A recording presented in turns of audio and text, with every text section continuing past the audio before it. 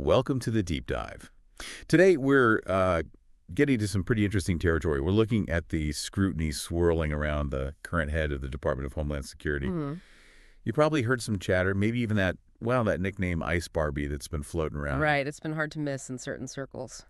But we're not just going over the headlines today. We've got a transcript from a YouTube deep dive by Dollemore looking right at this criticism. Our mission really is to unpack what's actually being said. What are the core issues here beneath all the buzz? Exactly. It's easy to focus on the sensational parts, but what's really interesting is how different people are reacting, even commentators you might think would be aligned politically. By digging into these sources, we can maybe understand the underlying arguments a bit better. Okay, so let's jump right in. The real flashpoint seems to be these photo ops featuring the DHS chief. The YouTube transcript mentions the Telegraph actually coined that Ice Barbie name because of this perceived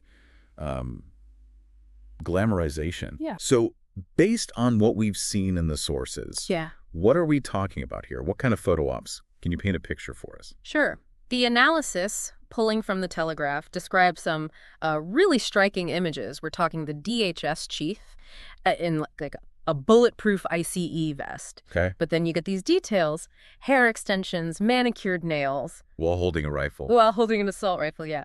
And then there's another one described in El Salvador. She's at a mega prison posing apparently in front of tattooed inmates. Okay.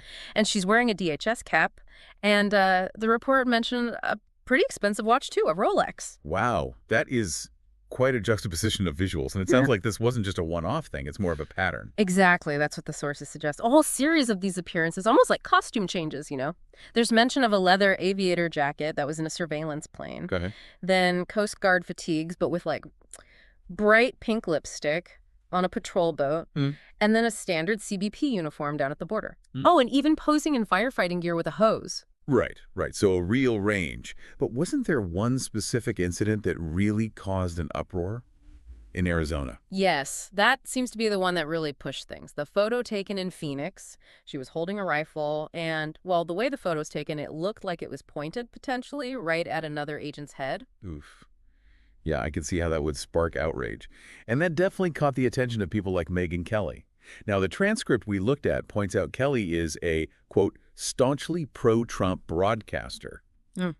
So what were her main issues with these photos, according to Dollemore's analysis? Well, Kelly's criticism, as laid out in the transcript, really focuses on this idea that the appearances are, her word, ridiculous. She framed it as someone cosplaying as an IC agent, which, the DHS chief isn't an agent on the ground, right? Hey, she's the head of the department. Exactly. So Kelly argues it's sort of unnecessary self-promotion and potentially unsafe, too. She specifically mentioned that gun incident in Phoenix and also brought up the view of someone whose brother is a police officer. Oh, what was that perspective? That having a high-profile figure like her in potentially risky situations was, maybe unwelcome, an added risk factor for the actual officers involved. That makes sense.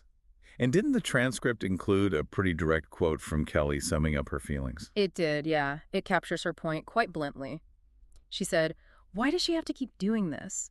Just stop trying to glamorize the mission and put yourself in the middle of it as you cosplay ICE agent, which you're not." Cosplay ICE agent. That's strong language. Very direct. It shows her view that it's a distraction, maybe even a misrepresentation of the role and the work. Okay, so that's the criticism from Kelly. Now, what about Dollemore, the person who made the YouTube video we're drawing from? What's his angle? He apparently mentions he enjoys watching infighting on the right, and even speculates Kelly might be motivated by jealousy. Yeah, he definitely puts that out there. He has his own theories about Kelly's personal motivations, that's clear. But, and this is the interesting part, he actually seems to agree with the substance of her criticism. Oh, really? So even if he questions why she's saying it?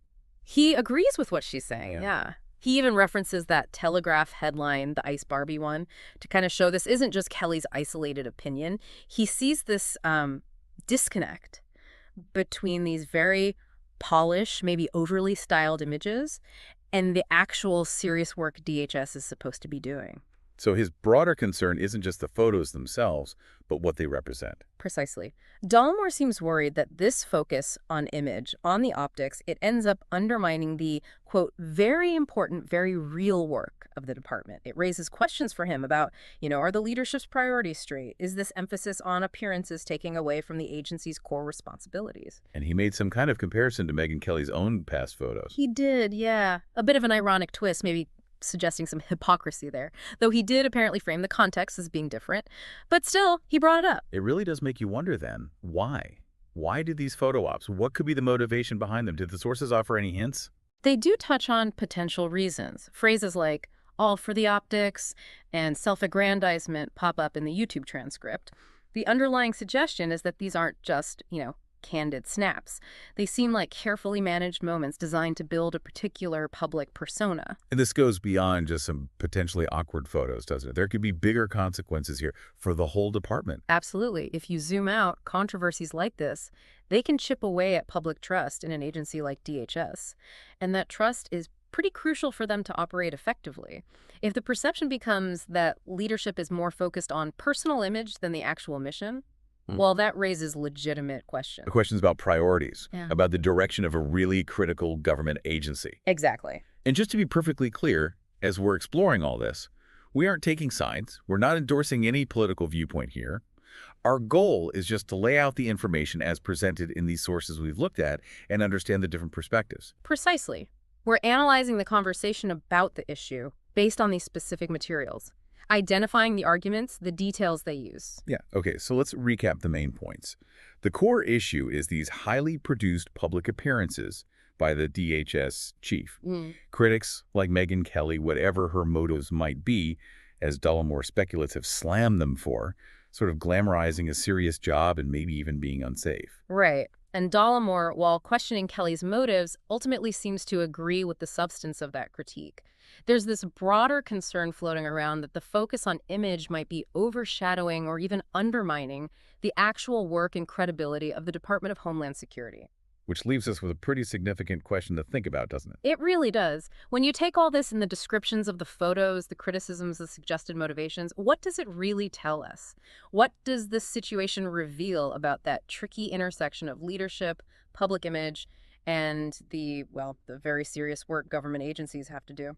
And maybe what responsibility do public figures have when it comes to how their roles are portrayed, especially in these kinds of sensitive, high-stakes fields? Definitely something to chew on after we wrap up this deep dive.